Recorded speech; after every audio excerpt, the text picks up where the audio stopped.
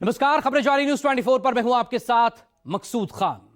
पश्चिम बंगाल में टीएमसी और IT cell के दफ्तर और उसके चीफ के ठिकानों पर गुरुवार को ईडी की छापेमारी के दौरान मुख्यमंत्री ममता बनर्जी की दखल का मुद्दा कोलकाता से दिल्ली तक गूंज रहा है। ममता बनर्जी जहां ईडी रेड के खिलाफ सड़क पर उतरी, तो वहीं ईडी ने इस मामले को कोर्ट में चुनौती दे दी है।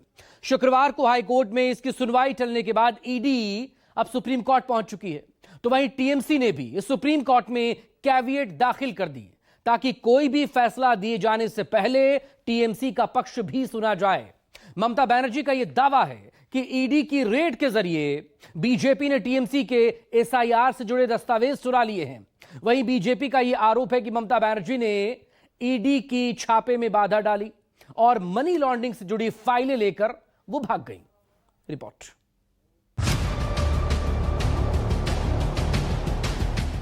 জগন্নাথের থ্রুতে টাকা যায় শুভেন্দু অধিকারীর কাছে। শুনুন, আপনাদের ভাগ্য ভালো এখনো যে আমি চেয়ারে আছি বলে না ওই পেন ড্রাইভ গুলো বাইরে বের করে দিই না।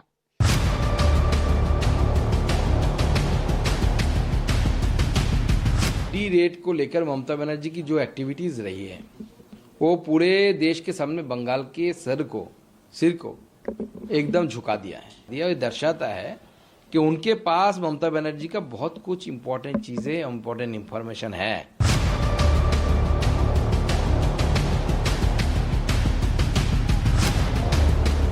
कि ईडी तभी जाती है जब इलेक्शन होती है। आपको झारखंड में याद है कि इलेक्शन हो रही थी तो ईडी पहुंच गई, और इलेक्शन पश्चिम बंगाल में हो गया है तो अब ये लोग पहुंच गए।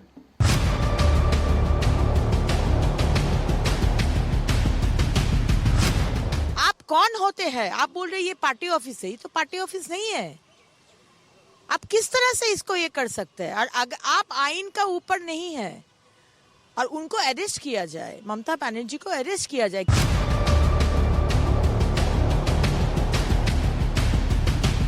एक आदमी बंगाल का कह रहा है कि ममता बनर्जी संविधान विरोधी है। उनको डर था कि गुप्त कागज मिलेगा तो अभिषेक बनर्जी फंस जाएगा।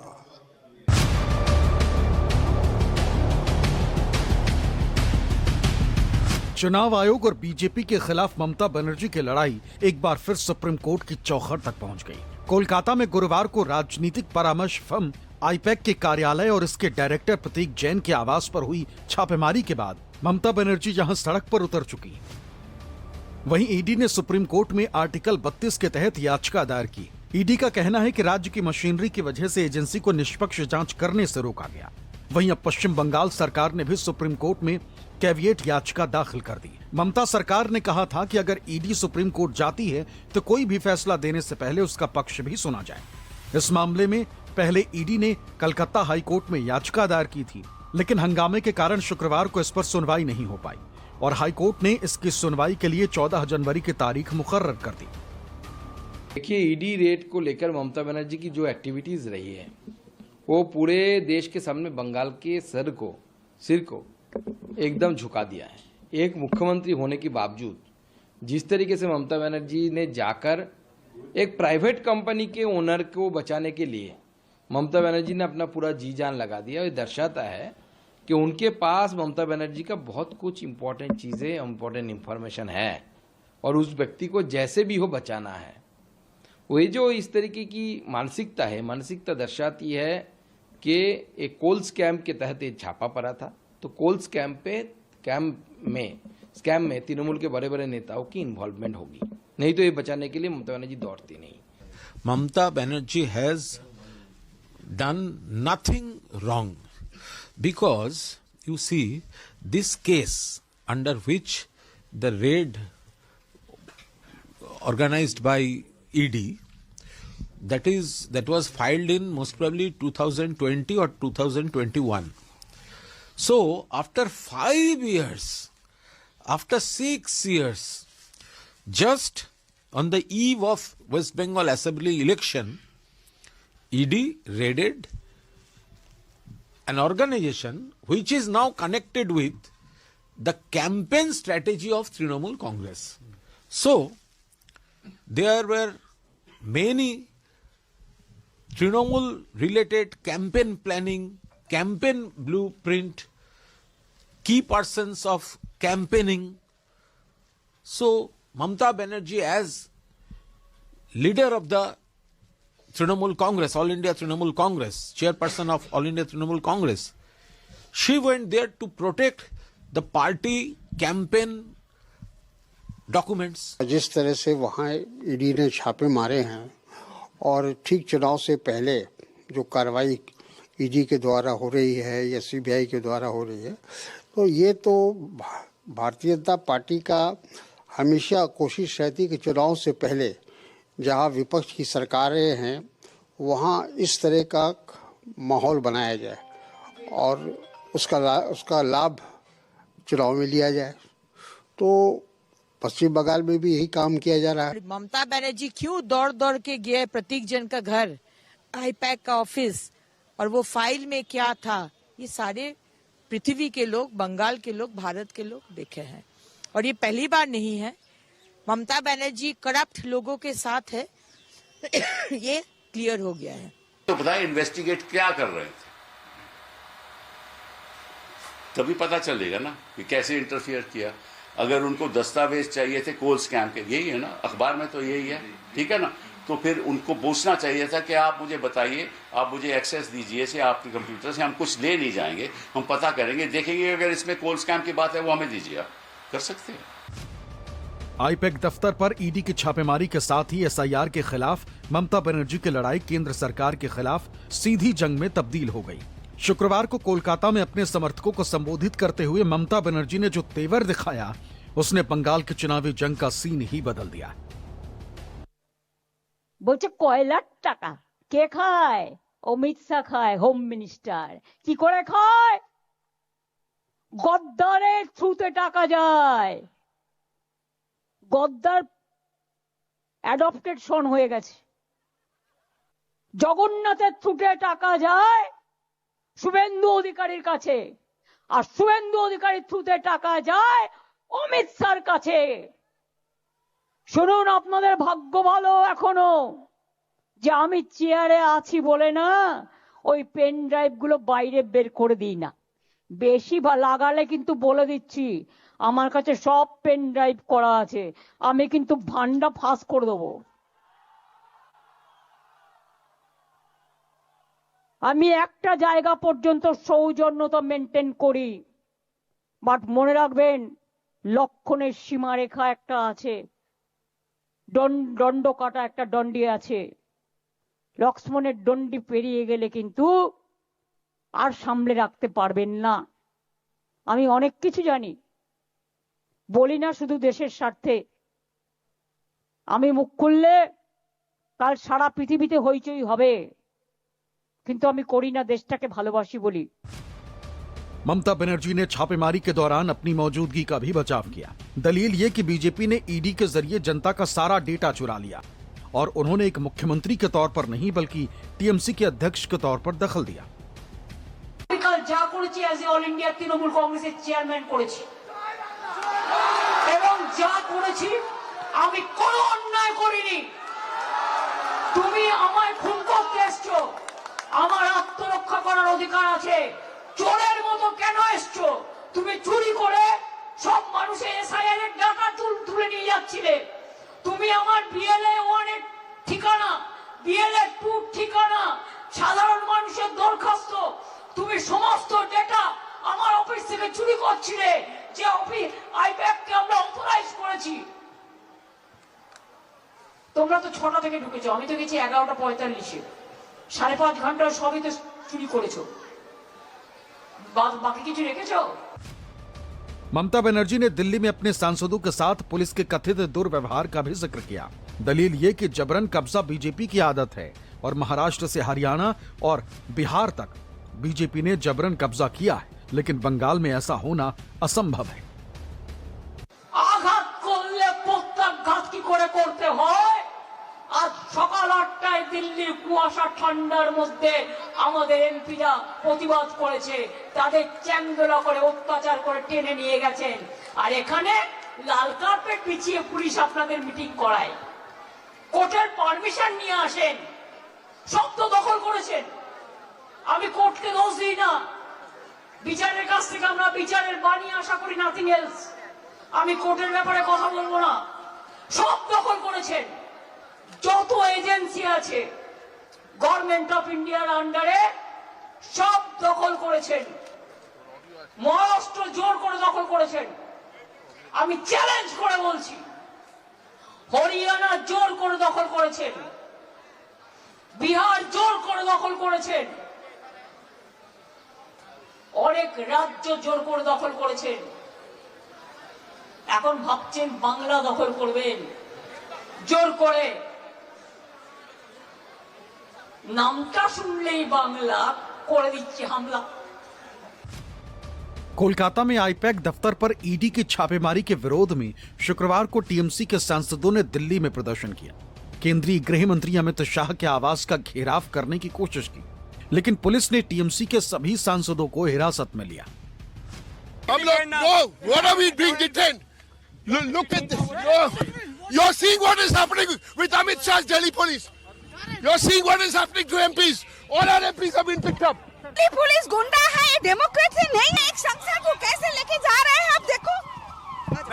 अरे अरे ये लोग हार रहे हैं पश्चिम बंगाल में, इसलिए सब चोरी करने गए हैं। इंडिया के कोई लोकतंत्र के इतिहास में ये कभी नहीं हुआ है जो कोई सरकार अपना एजेंसी को देके कोई और राजनीतिक पार्टी के ऊपर लूट करे और उनका इंफॉर्मेशन, उनका जो एसेट है राजनीतिक पार्टी का, विपक्ष का, उनका एसेट, उनका इंफॉर्मेशन, उनका डॉक्यूमेंट्स को लूट करे। ये कल वो ईडी को भेज के आईपैक ऑफिस में 6 साल 7 साल के बाद कोई कोयला का इंफॉर्मेशन उनको नहीं मिलने वाला था। यहाँ बीजेपी का आरोप है कि ईडी की छापेमारी में बाधा डालकर ममता बनर्जी ने न सिर्फ मुख्यमंत्री पद की गरिमा को ठेस पहुंचाया है, बल्कि गैर कानूनी काम भी किया है।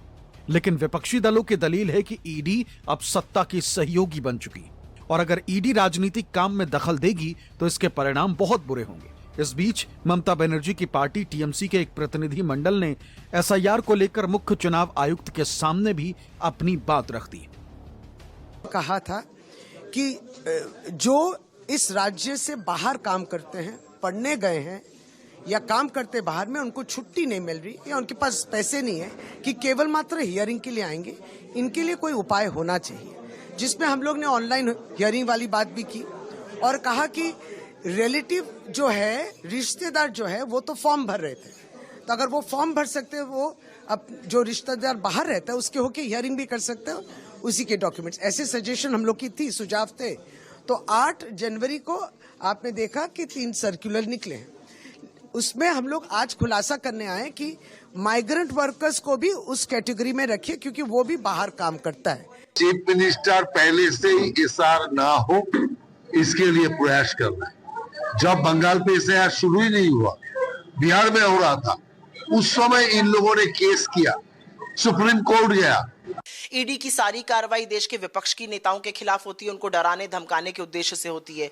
ईडी की असलियत यह है कि ईडी 2014 के बाद से कन्विक्शन रेट देख लीजिए, जो कार्रवाई होती है विपक्षी नेताओं के साथ होती है। ईडी कौन सी चीज को अपने कंक्लूजन तक ले जा पाया। अब यह एक नया लो है कि आप पॉलिटिकल कंसल्टेंसी पर या विपक्ष के खिलाफ कर रहे हैं। अगर आप में दम है तो लोकतांत्रिक ढंग से चुनाव लड़िए और जीतने की कोशिश करिए।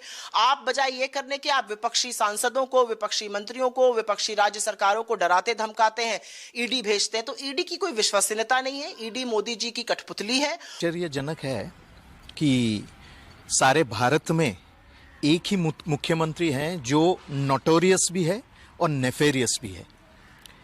ये ईडी के खिलाफ ये बयानबाजी करना, ये तो उनका नया नहीं है।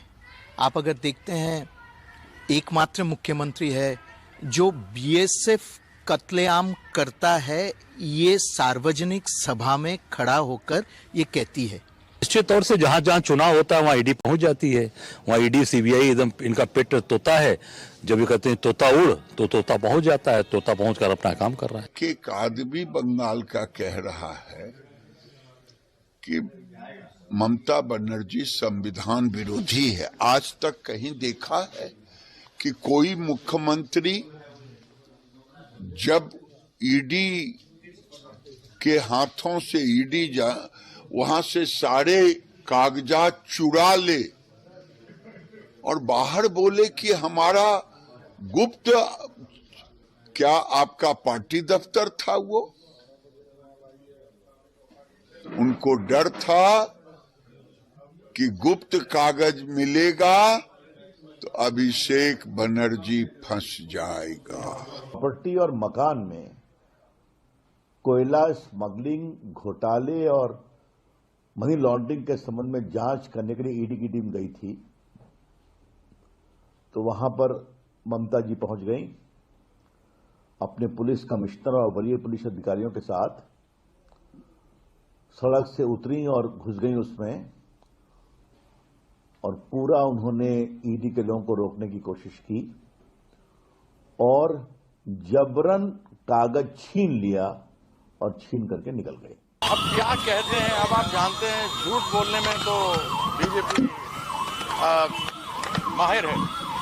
चाहे वह 2 करोड़ नौकरियां हर साल देने की बात हो, 15-15 लाख रुपए सबके खाते में जाने की बात हो, या स्मार्ट सिटी बनने हो, या काला धन आना हो, तो झूठ बोलने में तो माहिर हैं, उस्ताद हैं। तो रविशंकर प्रसाद भी हैं, जैसा गुरु वैसा चेला। शंकर जी ने कहा, उन्होंने ईडी के बारे में सर्वोच्च न्यायालय की टिप्पणी नहीं पढ़ी है क्या? बड़े वकील हैं, ब्रीफ खराब हो ना तो बड़ा सा बड़ा वकील औंधे मुंह गिर जाता। रविशंकर जी के लिए ये वही क्षण है। ईडी के बारे में क्या कहा माननीय सर्वोच्च न्यायालय ने? आपका बिहेवियर साफ दर्शाता है कि आप किसके इशारे पे काम करते हैं। माननीय सर्वोच्च न्यायालय की टिप्पणी कि आपको पॉलिटिकल पार्टीज की तरह नहीं एक्ट करना चाहिए। कमोबेश आप वही कर रहे हैं। न्यायालय की अभी दायरे में आ गए सारे मुद्दे, तो उसमें मेरी तरफ से टिप्पणी करना तो सही नहीं होगी, लेकिन ये दुर्भाग्यजनक है कि बंगाल में ये एक चोर को बचाने के लिए बंगाल के मुख्यमंत्री जी को जिस तरीके से उनको मैदान में उतारने पड़ी, ये पहली बार देख रहा हूं। दरअसल बीजेपी ये चाहती थी कि बंगाल का चुनाव घुसपैठ के मुद्दे पर जीत लिया जाए, लेकिन ममता बनर्जी ने इस मोर्चे पर भी बीजेपी को घेर लिया। বলছে বাংলায় নাকি রোহিঙ্গা ভক্তি একটাও খুঁজে পাইনি আজ পর্যন্ত। রোহিঙ্গাই যদি হয় তো আসামে কেন হলো না এসআইআর? বলুন আপনারা, বাংলাদেশের বড় তো আসাম। রোহিঙ্গারা যায় কোথা থেকে? মায়ানমার থেকে, মণিপুর, নাগাল্যান্ড, আসাম এইসব হয়ে তারপরে তো বাংলায় ঢুকবে। তো আজকে বাংলার উপরে হামলা কেন? ममता ने दिल्ली से आर पार की जंग छेड़कर बंगाल के विधानसभा चुनाव को बाहरी बनाम बंगला अस्मिता में तब्दील कर दिया है। Bureau report, news 24।